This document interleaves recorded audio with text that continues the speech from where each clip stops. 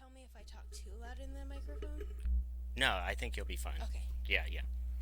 Hey everybody, it's Alex, and here's Kylie the Jellyfish. Hello, I'm Kylie the Jellyfish. Her that's her popular account, and then her popular slash personal account, and then your hairstyle account is Kylie Summer Hair, right? Yeah, Kylie Summers Hair. Kylie Summers Hair. Summers is my middle name.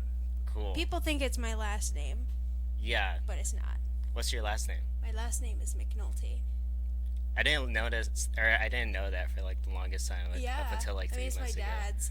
But you know why I actually made my professional name Kylie Summers? Why is that? There's two reasons. So the original reason was back when I was a YouTuber in high school, I was a minor, and I also I wanted to stay a little bit more private, especially as like a child on the internet. Yeah. So when I had to make like things like a Facebook account to attach to other things, I didn't want to use my last name, so I used Kylie Summers, which is my middle name.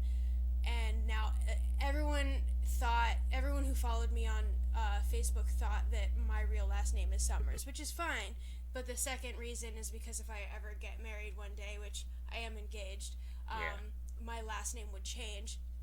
But if I had a professional name that was like my business cards were all that name, my emails and my accounts were in that name, I would have to change all of it if I wasn't going by my middle name. So it makes it easier because I'll still be Kylie Summers even when I'm Kylie Summers Bogue. That's actually super different from my online like persona or like kind of Really? like kind of thing over the years and stuff like that. Is like I always like from high school as like a minor and stuff, I did not like give a shit about privacy or whatever. Right. I just like put my like name out there and all my embarrassing like stuff. Fair. So No, and I was never shy, but you have to also realize I think sometimes it's even harder as a girl on the internet. Yeah, definitely. That like there was creeps. I mean real creeps. Like I would get sent very inappropriate videos that were completely unsolicited and way. very gross pictures and people threatening things to me. And nowadays, you know that there's people that are very capable of looking at the background of a photo or video to know exactly where you are. They can just dox you like that. Yeah. Yeah. So, like, I had to be very careful, and even looking back at some of my old videos, I've realized that, like, the places I would go all the time, like, I'm surprised no one ever, like, tried to track me down, just based on the stalkers that I have had to deal with. Yeah, I hope I don't have to deal with like nudes in my DMs anytime Yeah, soon. yeah. So, yeah. You never know. So the Kylie hairstylist account you first posted, I like looked all the way back, and you posted she all the way back in like early 2018 or something like Yeah, that. that sounds about right. And then the first one you've had like since forever, since like your high school or like just way beyond Yeah, like that. yeah. I remember getting my first Instagram account like maybe as an 8th grader or a freshman in high school, and this was like right at the height of when it was probably at least a year after like everyone started getting an Instagram. Yeah. And I just I didn't. Everyone was figuring out what it was going to be used for, but it was also around the era of like the classic emo and scene kids, but it was also kind of the era where it was dying down. But as I was getting older, I was like falling into this like alternative subcategory where scene girls on the internet had scene names like Sarah Sorceress or Lita Monster Bunny. So I wanted to be like that, and I had to think of a name to be like a scene queen.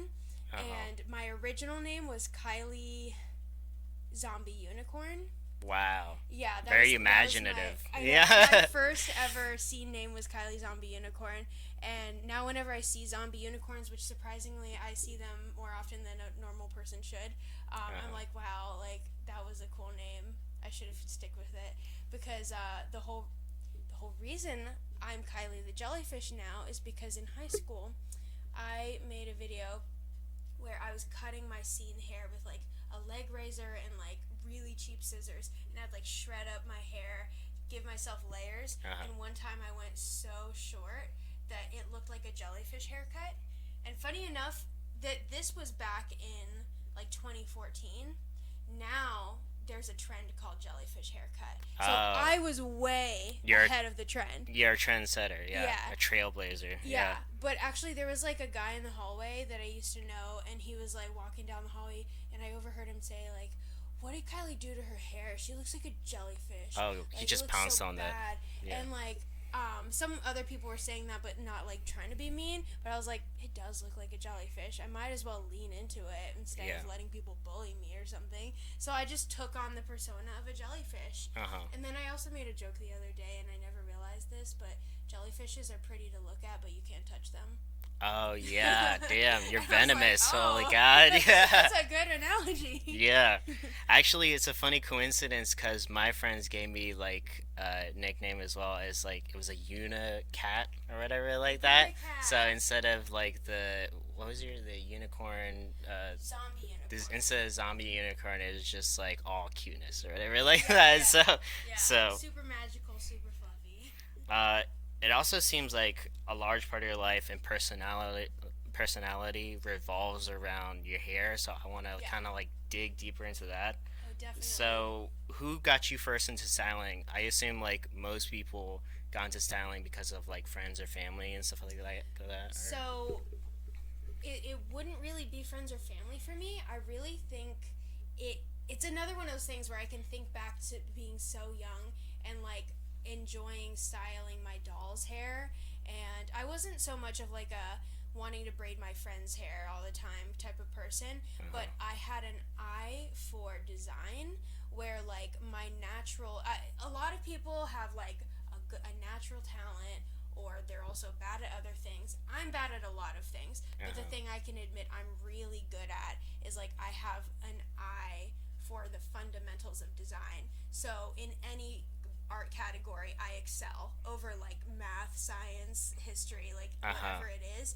My eye understands silhouettes and shapes, and like what I incorporate into hair is like the ability to enhance someone's natural beauty based on like the vertical line and how like wide someone wants to be or not wants to be. So when I was little, I like took a picture of Joe Jonas when he had like his really long spiky hair, and the Jonas Brothers, like they all had long hair at one point, but we had cut a picture of him out of a page, and he looked like he had like a weird mushroom haircut because my friend cut it really weird, and they were freaking out because we had to perform like a little puppet show for school Yeah. using the Jonas Brothers heads on like a popsicle stick. Wow. And I was like, "Don't worry, girl, I got you." And I took the scissors and I gave him a haircut on the paper, like a silhouette cutout picture of his head. I cut his hair into a new haircut, and it looked so good. And Wow. then like Wait, how big was like the image or whatever it you was were like this working big, about? Yeah. and So you're like able to like design, like cut yeah, into like an I actual like design. basically shaped it. So his haircut was down his shoulders originally, and it was spiky. But the way she had cut it, she cut all the spikes out. Uh So huh. then like it was left looking like a big like bowl Blob. cut. Or Yeah. yeah, yeah. And then I had cut it shorter around his neck and ears and turned it into like a shorter men's cut. And then like a few months later, he got it in real life, and it looked so good. And I was like, he got the cut because I cut his little page, but it's not true. Anyways, Uh huh. there was little things like that where I would design hair that just made sense and looked really good, and then that turned into me becoming. I wanted to be like I mentioned these two YouTubers earlier. Lita Monster Bunny. She was so famous on like MySpace and YouTube at the time, like around like 2010. And then Sarah Sorceress. She's a German YouTuber that did a lot of scene stuff as well. So there were YouTubers out there who dedicated their page to like putting like really bad screamo music by Blood on the Dance Floor Oh wow. over like a grainy video of them in their warm bathroom lighting, like just teasing the heck out of their hair and Yeah. using half a can of hairspray and like shredding it up with like a leg razor. And I was so inspired by these videos because I wanted to do that myself. And the thing was, I would go to a hair cuttery with my mom, and we never had like a regular stylist. So I would show them a picture and try to show them like I want this like emo haircut, and they would always give me like a normal layered haircut and never give me any advice on how to style it what to do with it. No one ever even said like this isn't a good haircut for you, or oh yes, like let's do this, but you have to style it.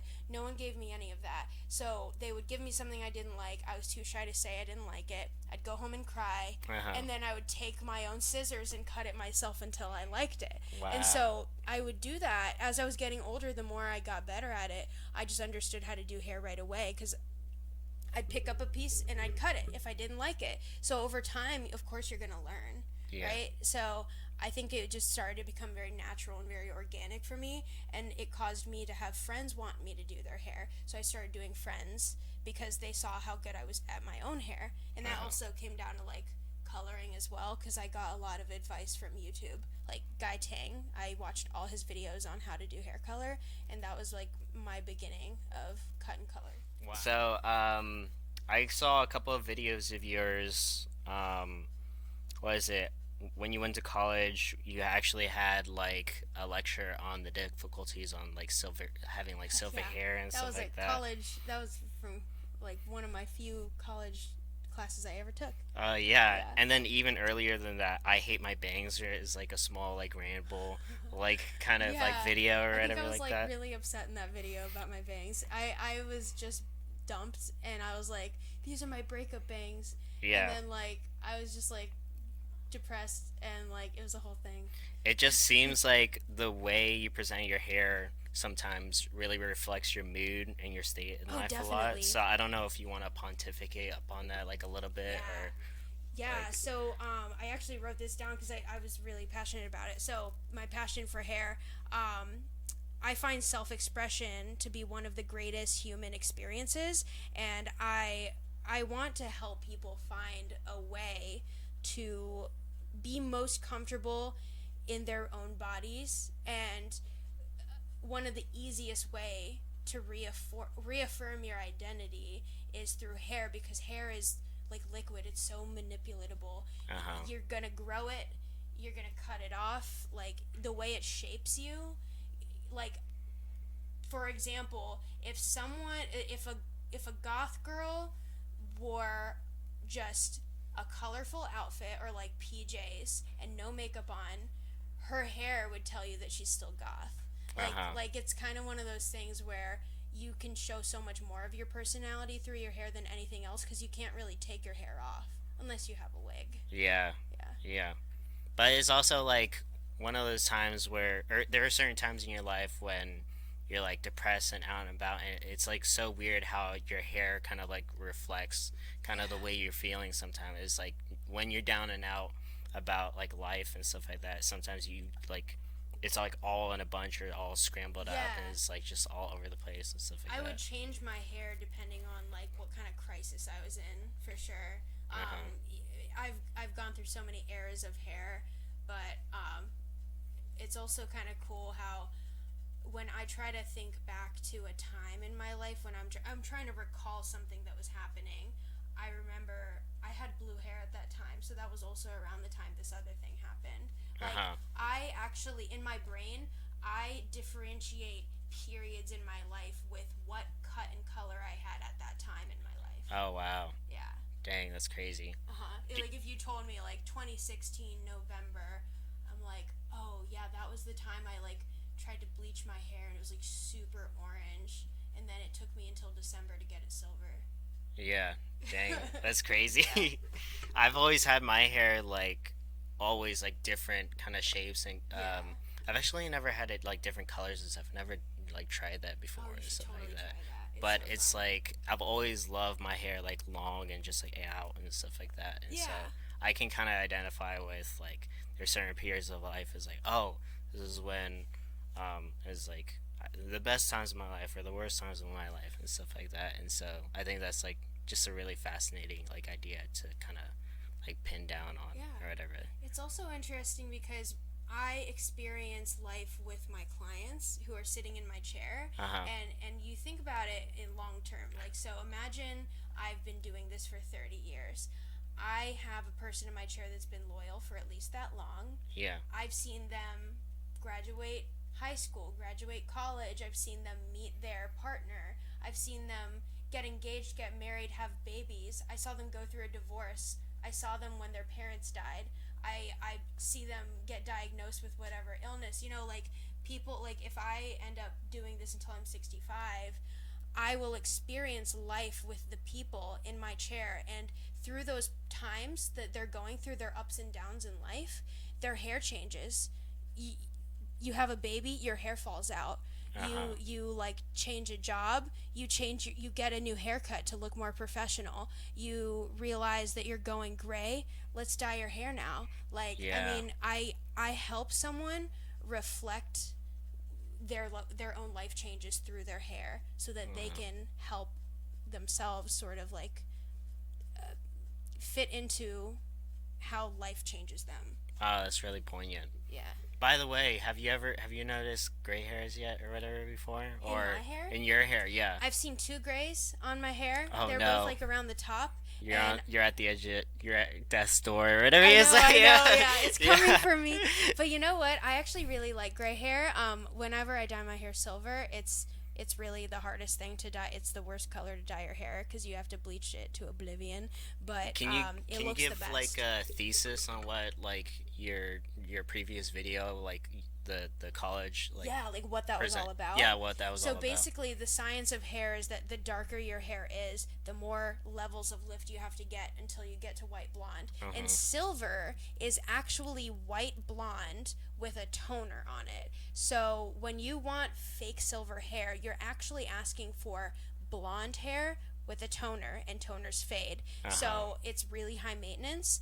And if you have dark hair, you have to get through, imagine brown lifts to red and then orange and then yellow, and you actually have to push past yellow to get to the palest color possible.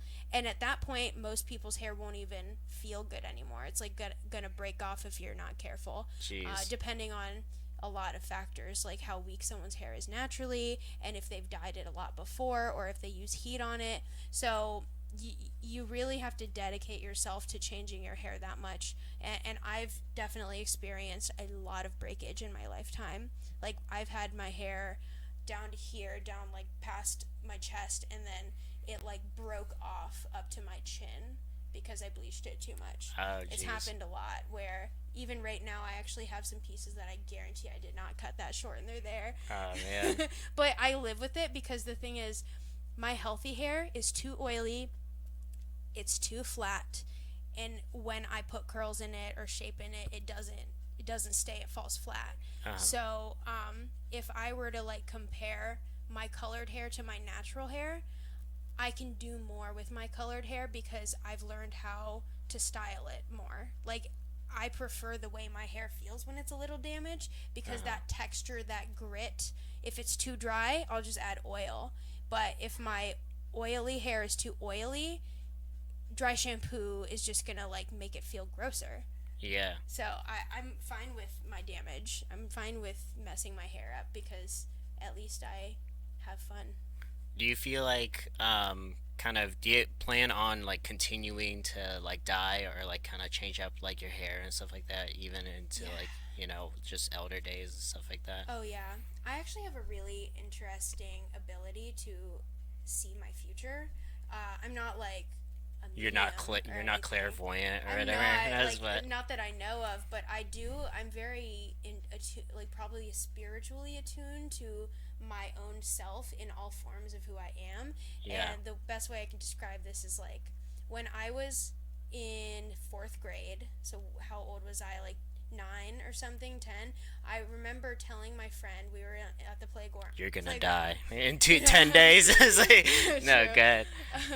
I told him that I saw a vision of myself older. I was a teenager, and I remember him telling him this story vividly, that I was older, I had darker hair, and it was cut in a spiky way, and it was like kind of pinned up, so like the spikes were coming out of my bun or ponytail, and I was wearing like a black gown. It was kind of like lacy, kind of shimmery. Oh wow. And I was at a dance, I think it was prom, and I was dancing with all of my friends. And I told him that, and he was like, that's really cool. I wonder if it'll happen. And then my 8th grade year, it was either 8th grade or 9th grade. Yeah, it's fine. Okay, we're back. We're back. What was I talking about? You're Oh, talking about you seeing into the so future. yeah, it was eighth or ninth grade. I was at a winter formal, and I looked at Mm-hmm. myself in the mirror. I was like, oh my gosh, this is exactly what I looked like in my vision from fourth grade. And Oh I my remember gosh. describing it exactly to him and looking at myself and the way I had done my hair and my dress. I was like, this is me. Like it was like I knew myself before I became her. Wow. And then I remember later on in high school, I had a like sort of vision in my head of like I have this image of me probably 30 to 32 of me driving for some reason a blue Jeep. It's a brighter blue than the current blue car I have Uh huh. with a brown ponytail, and for the longest time I just saw that, but now I kind of see a white dog, but I don't know why I have a white dog. I've never really wanted one, Yeah. but maybe I'll get one day. So maybe that's a vision that it doesn't have to happen exactly when I think it will, but I feel like that's somewhere in my future. But more recently, I've been more attuned to seeing myself in 60s, and it's really interesting. I see the silhouette of her hair shape. Her hair is long like mine, but it's not as layered. Of But 60s? Is that like a. Wait, who's that? Is that a performer? no, Or... me, like I see myself when Oh, I'm in like your 60. 60. Oh, okay, Yeah, yeah. like so my hair will be gray like my mom's, a little more blended with the brown still, Uh-huh. and I know what I look like. I actually think I'll look a little bit like Sally Fields. Do you know Yeah. who that is? Yeah, yeah. That's crazy. But, I yeah. don't know why, but like I know who she is. I think I'm gonna live in the woods, and there's gonna be a bunch of um like wind chimes in the trees, Uh huh. and like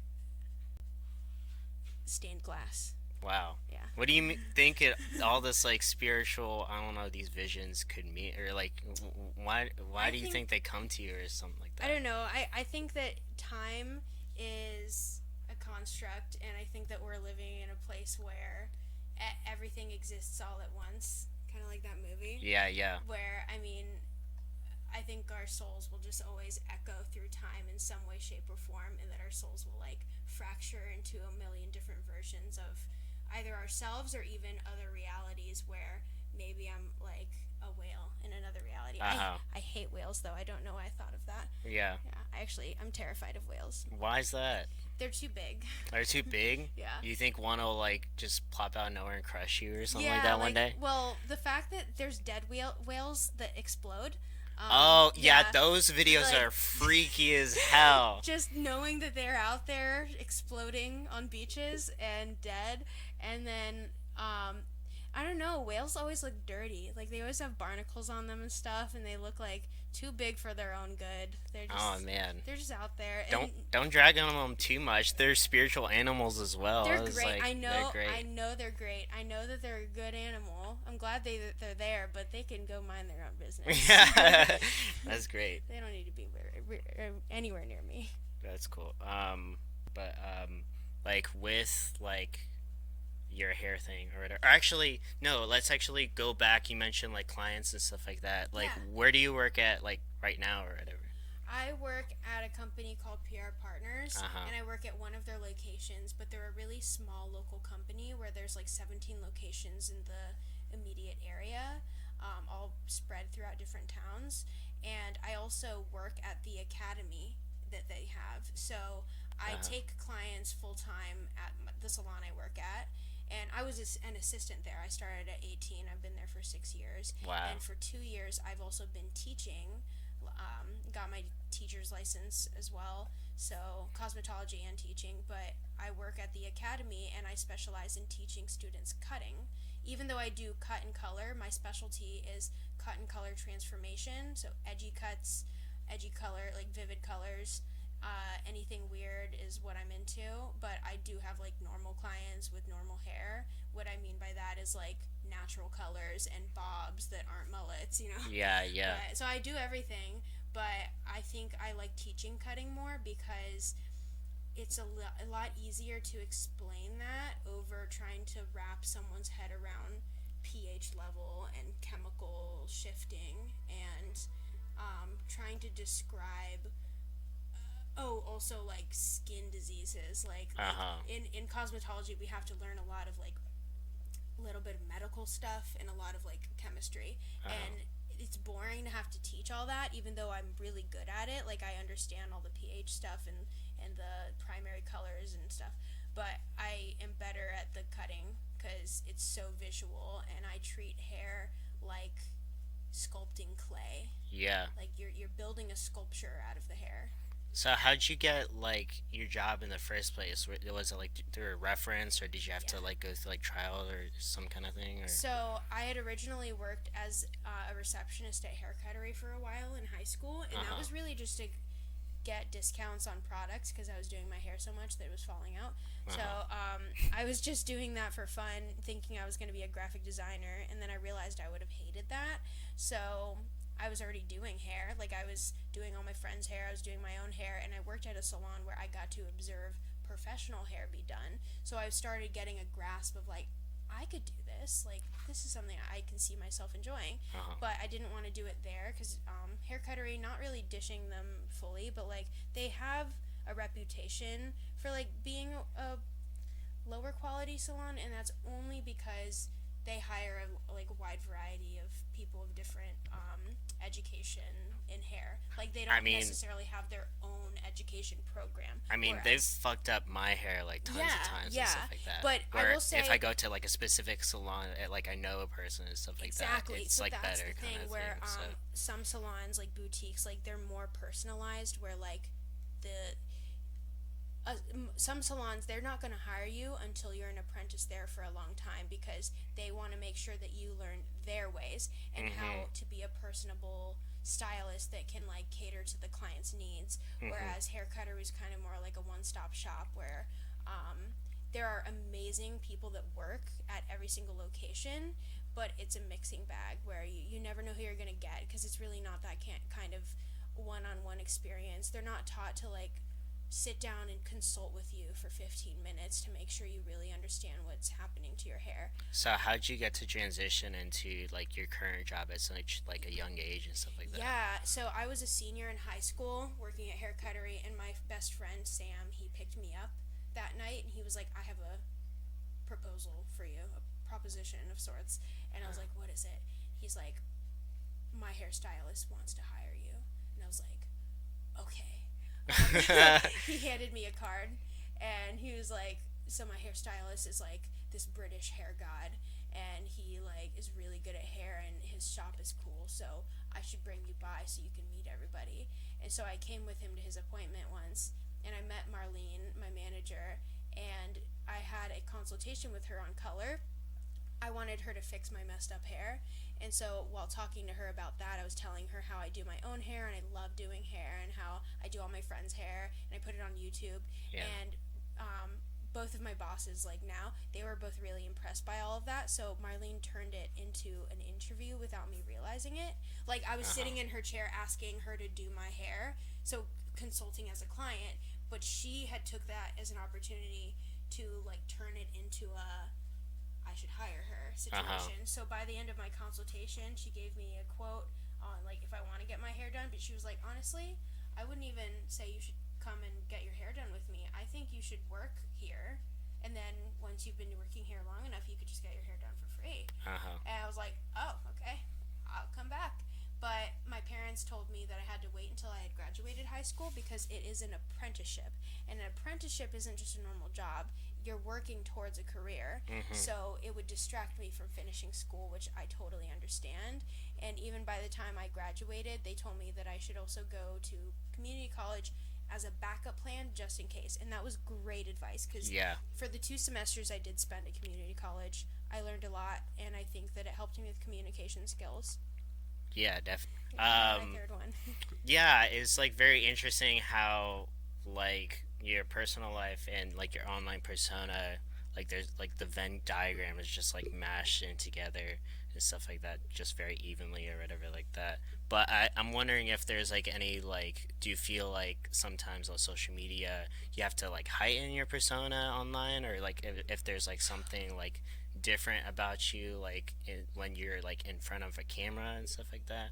I used to not care as much, but now, unfortunately, and I wish this wasn't my answer, but back when I was I'm a exposing you teenager. No, on the seriously. spot. Yeah. And I'm just being honest because I think sometimes interviews are a great way for a person to really reflect on things they didn't think about before. And for me, I've realized when I was in high school, maybe my skin was more glowy. Maybe I was just younger and like cuter. Like I was just like, I don't know anything, so I'm just gonna talk about whatever I want. Like Yeah. now, I've seen it all. I've like the world has like Jaded you. yeah, like I see everything for what it is now. I'm like I know too much, but the way I used to talk and express myself on the internet was so unfiltered that I would wake up, roll out of bed, my hair looked like crap.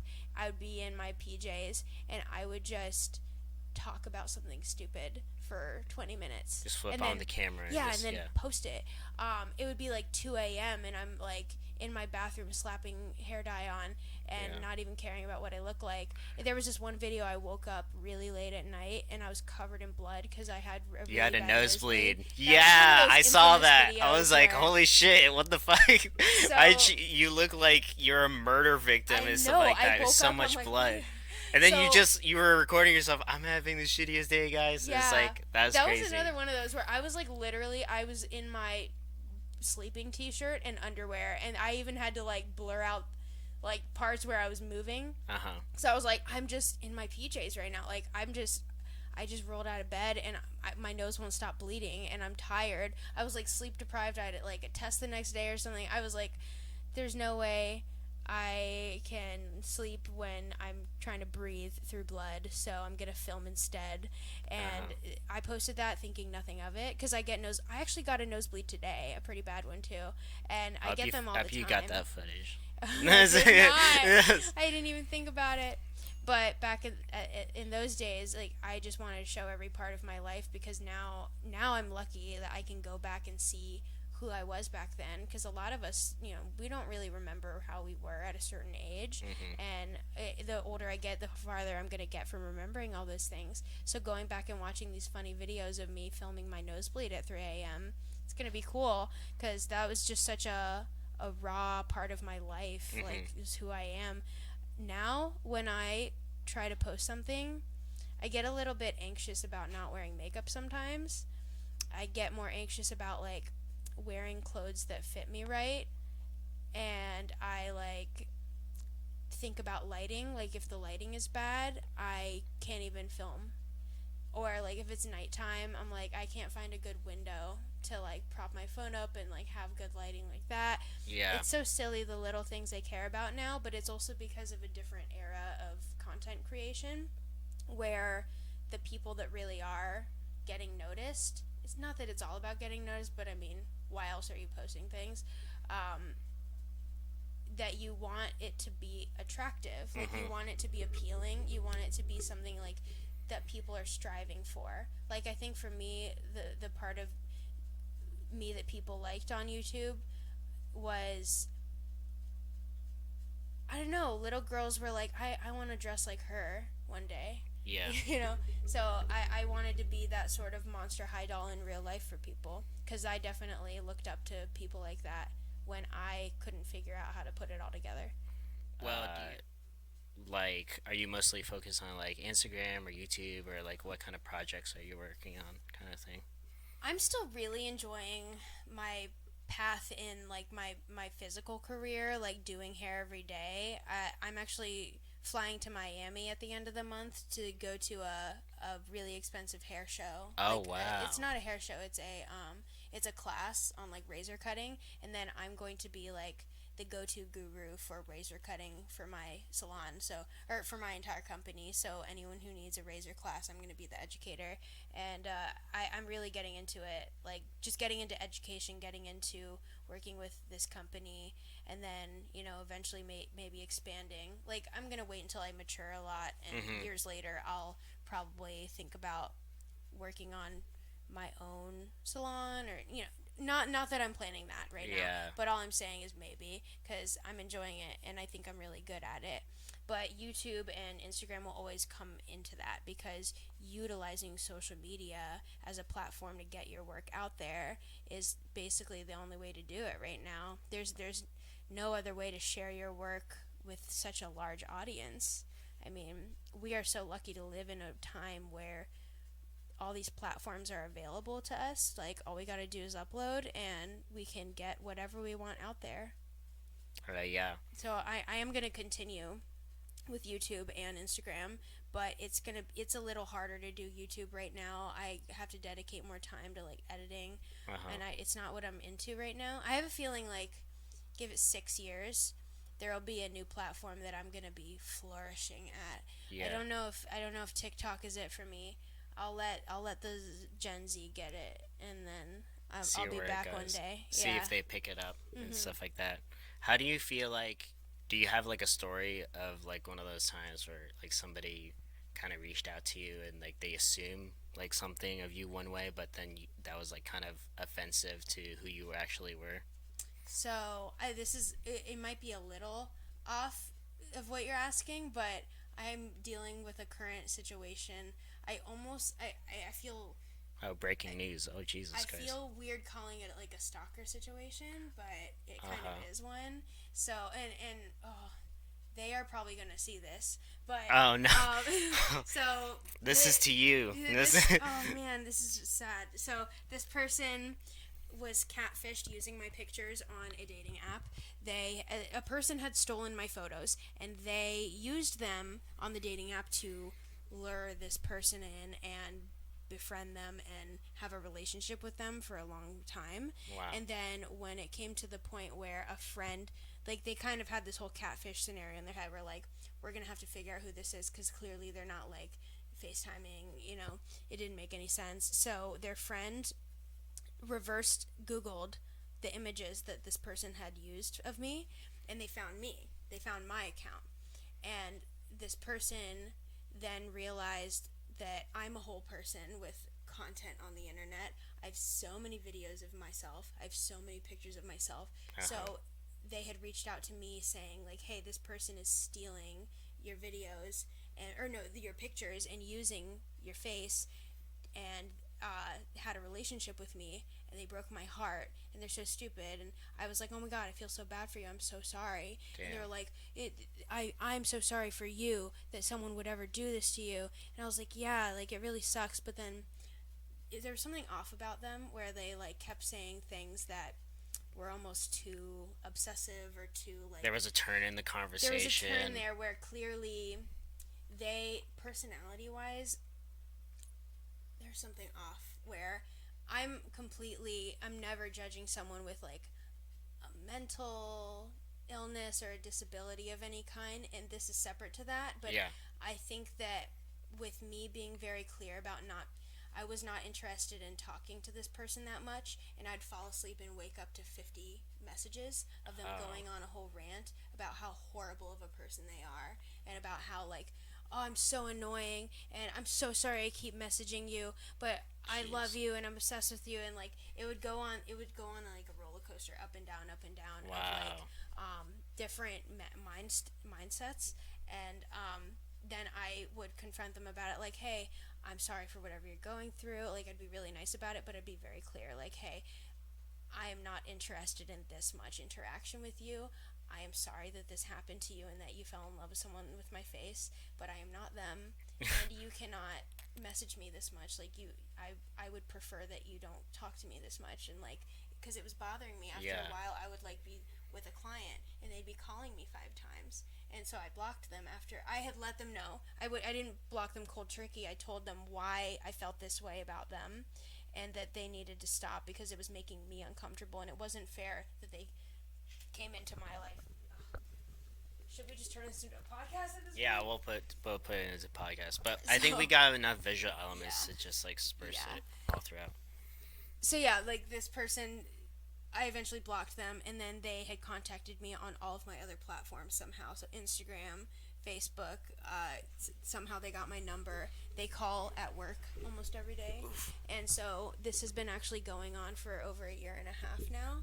Where literally, the last time I talked to them in text format was over a year and a half ago, and it was so briefly. Like, I had only talked to them for a week, every single day they'll call me crying, or they'll call the salon asking for me, or they'll say like they're gonna come Uber from Pennsylvania to visit me. Jeez. And it's crazy that I have never even met them, and I've only talked to them briefly, but I've had to get my managers involved. I've had to get my parents involved.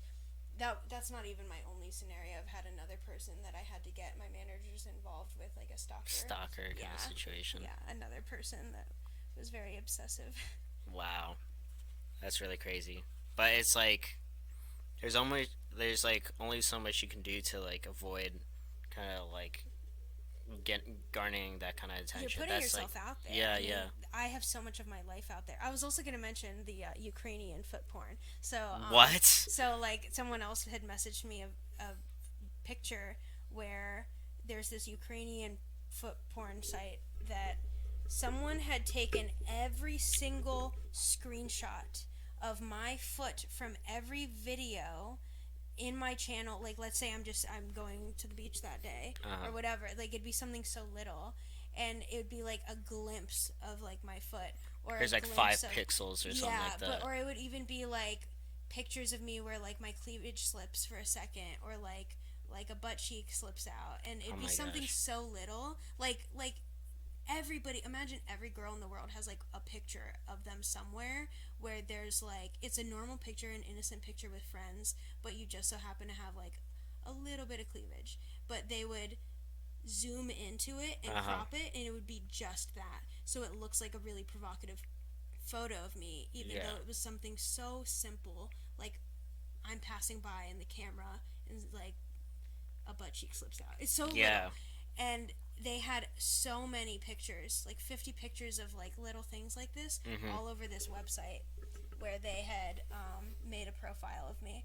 And so, like, more than one person told me about this, so I knew of it.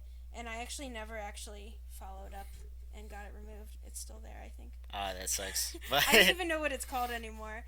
I guess it is what it is. But I don't care. I think that's crazy because I've noticed this phenomenon on social media or on the internet in general with like a lot of female creators. It feels like 50% of like female creators have the experience of like you where they're over hypersexualized in some kind of Yeah, way very without hypersexualized. without like even consenting to it. I mean that's the whole like deal with like the deep fake shit and stuff like that Yeah, going you around like anyone could paste your face on a porn now. But I do think it's also interesting that like the way the internet has evolved, like women now have the ability to take hold of their sexual like output on the internet. And so uh-huh I mean now like there's even like OnlyFans and stuff like that. And I don't partake in those things, but it's really cool that now it's less about trying to hide from your sexuality and more about taking control of it yeah and more owning it. having more of the agency and stuff like Yeah, that. and I think that's what we need, because like it's not going away. People will always be hypersexualized, unfortunately, whether they're consenting to it or not. But now we have a way to control it a little bit more, and I think more people are educated and like informed on how to respect each other online. Uh-huh. There will always be disrespectful people, but I think the era of at least the new generation coming up and growing up in Gen Z is a lot more willing to respect each other. Like, Yeah. I've noticed that the Yeah. older we get, the more we're like learning that there should be a way to do this on the internet. We shouldn't all have to feel horrible. Uh-huh, yeah. Even though like people are getting more tolerant of I don't know, respecting each other on the internet, it just seems like social media is evolving like every single day there's like a new issue kind of thing, so like people have to get like acclimated to well like I think a lot of people have it in their minds when they're interacting in social media. I'm not saying this is most people, but a lot of people are saying, oh, I'm doing like something completely innocent like right now or whatever, when in fact it's like the internet or like I guess culture is like shifting to a place where it's like no that's like totally inappropriate kind of thing, and so Yeah, I think it can be difficult to kind of like wade through those waters, but especially because the internet's forever, yeah. and the culture can shift so quickly, where opinions that people are forming, like some opinions will get more popular than others out of nowhere, and Hmm. something 5 years ago can all of a sudden be not aged well. Yeah, yeah, definitely. But I think like the best solution to that is just to listen and just like to pay attention to like how trends are shifting or whatever Yeah, like that. yeah, And and then evolve with it. I always say, like, a phrase of mine is, um, a species' ability to survive is to evolve. Like, mhm, a species is not going to do well in a climate that's changing without it having to learn how to adapt. And the mhm. same thing goes for culture. Culture will always change and evolve. The only way we're going to handle it well is if we move along with it, Yeah. learn a way to adapt to it. Yeah. I think I totally agree with like all that and stuff like that. Although I think for me right now, I'm now evolving into being more open to like freely express myself, Yeah. like kind of thing. And so I think my public persona might be a little bit edgy or whatever like that. But I think that it's Yeah, gonna be lean it, into it it. it's gonna be like leaning into it. But I definitely don't want to like violate somebody's boundaries or like be doxing people or being a No, complete asshole on like the internet and stuff like sometimes that. you just need to be more real on the internet, though, because sometimes things can be too sheltered or Hmm. too, like, filtered, and now, like, we're getting to the point where it's refreshing, actually, to see someone talk more freely Uh huh. and not care about, like, the opinions of others. It's like it needs to get out there some way. Yeah, yeah, definitely.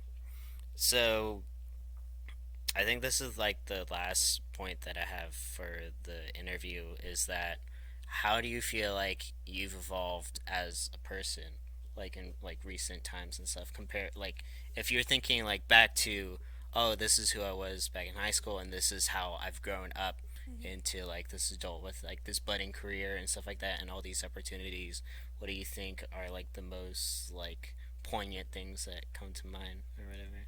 I I think I've always seen myself for who I am. I think most of myself hasn't changed over the years. I've just grown more into myself. But the main thing that has really changed in my life over these years is, like, I've noticed my maturity level change as I've really settled into being an adult. Like, I now identify as a young adult that I am, whereas there was this awkward transition from high school where I was, 18, 19, and even 20, where I still kind of felt like I was supposed to be a teenager. I had no way of really feeling like an adult yet because Mm-hmm. I was still living at home. I was still not making, like, a lot of money, and, like, it's hard to sort of consider yourself in the adult world when you're still just figuring it out. Yeah, yeah. I'm like an adult wearing training wheels. But I feel like now, the main things is that I have a long term partner, my fiance Scott, who, like, he's a little bit older too, but he's taught me a lot about being an adult that I never would have gotten. Yeah. And I get more experience by talking to people at work that change my perspective on life, like people in strange career paths that I'd never heard of before, where they experience things that I'm like, I get to just know so much more about life that I wouldn't have been exposed to maybe if I had, like, gone to college instead of start my career right away. Like, now I was able to save money to buy a condo at such a young age too, that I don't think many people my age have done that, but I did it because I was really driven to start a career and to start a life because I was ready for it, not Mm-hmm. because this isn't typically the time most people will do that, but that doesn't matter to me. What matters to me is I'm ready for it. Like, we talk about marriage, we talk about kids, and, like, sooner or later my life is going to be totally different because of starting a family and those things. But I'll always still be the creator that I am. I'll still be Kylie the Jellyfish in a Yeah. way, like, even if I don't maybe use that name anymore at a certain point, like, the persona that I have and the person that I want to express myself as on the internet will be the same, because I just want to spread, like, the art that you can turn yourself into through fashion and hair design and even just real art too, because I do a lot of tie dye as well. Yeah. It's something I want to sell, but I haven't gotten an opportunity to, like, put it out there yet. But I have a passion for tie dye. I have a passion for hair. I have a passion for sharing my stories. And so I know that all of that is going to fit somewhere into my adulthood. But right now, I think these past like 3 to 5 years have been my like sort of second puberty where I have awkwardly shifted into what I consider adulthood now. Wow. Yeah. That's pretty profound. Yeah. Yeah. That's pretty I'm still cool. growing. I'm kind of coming out of my cocoon. That's nice. Yeah. Yeah. You're by the way, you're like a really great speaker and stuff like that. You can Thank just you. like go on and on and on and just like elaborate I on do talk a lot. specifically what you like want to communicate and Yeah. stuff like that. I think I'm a lot more articulate than I used to be because looking back at my old videos, I would say like, but, and I still do all that stuff. Uh, I'm doing it now. But, but, I really have gotten better because I teach now, and when I teach at school, I have to like have a certain mask on where I'm like, okay, I'm professional. I'm still myself. My students love me because I'm like so me. Like I try to just be very Chill. chill. Yeah, like Jakes, yeah. especially as a young adult, I think that the students that have just graduated high school, they're 18, they're fresh in the world, going to cosmetology school for the first time, they resonate with a young artist who has been doing this since she was their age, and they look up to me because they see themselves in me, where they're like, oh, she's just a chill person having fun but doing her job at the same time. Like, I flourish in my community. I like eat, sleep, and breathe hair. Like, I quite literally find hair in my food, in my clothes, and in my nostrils. It's probably also because of the cat sometimes Yeah, or probably whatever. the cat too. Yeah. But actually, there's a study. I don't know where it's from, but and I don't remember the specifics. But hairstylists consume and inhale a large amount of hair through their lifetime Oh wow. because when you're cutting hair, little tiny hair particles like the size of dust will get stuck in your lungs like asbestos. It'll get stuck in your food from falling off of your clothes when you go to the break room, and you just end up eating and breathing a lot of hair. Oh wow. And I dream about hair too, so I eat, breathe, and sleep hair, literally. Literally. Wow. Yeah. Just as a random aside, do you know if it actually is digested and it comes out or whatever kind of thing, or does it like sit at the I bottom know of your that, so stomach for hair is composed of a protein called keratin, and it it's does your break nails and down. stuff? Yeah. Yeah, it breaks down over time. It is an organic substance, but I think that it comes out a little bit like a hairball from a cat. Like it gotta come out the way it is, probably. So while it's small and minuscule, yeah, hair will break down.